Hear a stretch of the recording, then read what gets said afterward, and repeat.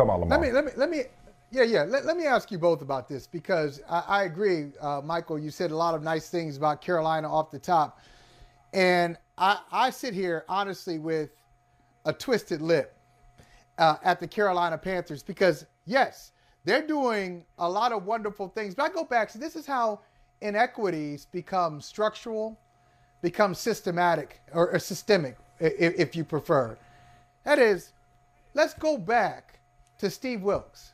Steve Wilks finished strong with very limited resources in Carolina on the fly. And this is what black folks know what I'm talking about.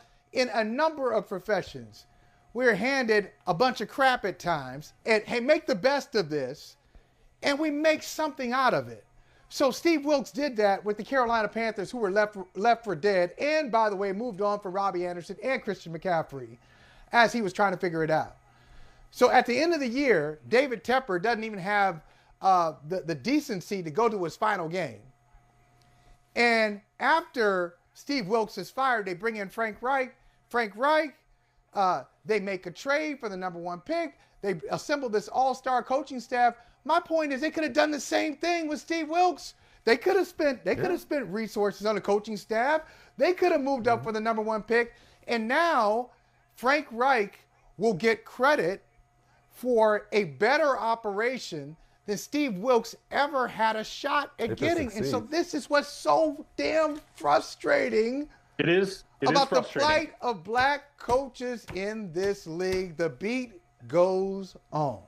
It is frustrating. Steve Wilks absolutely, if anyone does not recognize the job that he did down the stretch for the Panthers last year, they weren't paying attention.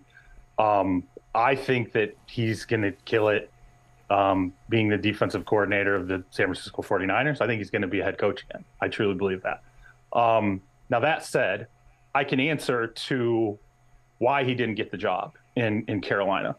When Matt Rule was fired, David Tepper met with people in the building, and he said, here's what we're going to do. Number 1 priority is fixing the quarterback situation long term, okay? Told everyone what the timeline was going to be for them, but it was option number 1, 2, 3, 4. It was all fix the quarterback. And David Tepper wanted to pair that quarterback with an offensive head coach who would not leave. He did not want to lose a coordinator. He didn't want to be in a situation in Buffalo where Brian Daboll goes out the door and it feels like Buffalo took a little step back in the postseason. That's he so wants limited. to have. That's so stupid. That's stupid. I'm just telling you. Why did Brian Daboll leave? Because they were successful. He left because the organization was successful.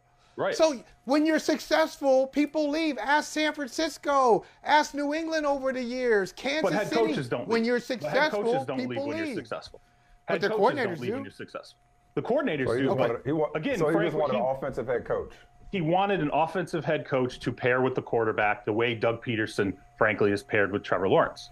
That's what he wanted. He watched what Doug Peterson did with the Jacksonville Jaguars, and he said, wow, look how fast that entire operation turned around. Look at the relationship between Doug Peterson, the former quarterback, and the quarterback, Trevor Lawrence, who's going to be there, probably be one of the top 2 or 3 quarterbacks in the league for the next 10, 15 years. These owners all copy each other. They all pay attention to each other's franchises. And ultimately, that's what he really wanted. Now, I will say this, though, Michael Holley. He was a minority owner where? Pittsburgh, right? Pittsburgh didn't have an offensive head coach with Ben Roethlisberger. Well, I was just going to say, the biggest example is we just finished talking about the Patriots. I mean, Belichick and Brady, or Manning and Dungy. So, Michael, I appreciate everything you said about Steve Wilks, and you preached to the choir on that for both of us. He's going to be a head coach, by the way. He's going to be a head coach. No, right. I'm just saying, let's not sleep on that. Steve Wilks going to be a head coach. No, for sure. He got a raw deal in Arizona. We're saying, he did the incredible job that David Tepper said he needed to do. So I agree with everything you're saying, Michael. But now that that's done, I do like what they've done in terms of the coaching staff. But you're right. They could have done that with a defensive coach in Steve Wilks and potentially gotten the same results that it would get Frank Reich. And I like Frank Reich, with all due respect. But tongue-in-cheek, I say, well, if you want an offensive coach, you could have hired Eric Bieniemy. But that's neither here nor there. Yeah. Hey, thank you for watching Brother from Another. If you haven't hit that subscribe button, go ahead and do that now. Don't forget, you can catch us 3 to 4 weekdays on PeacockTV.com and on Sirius XM Channel 85.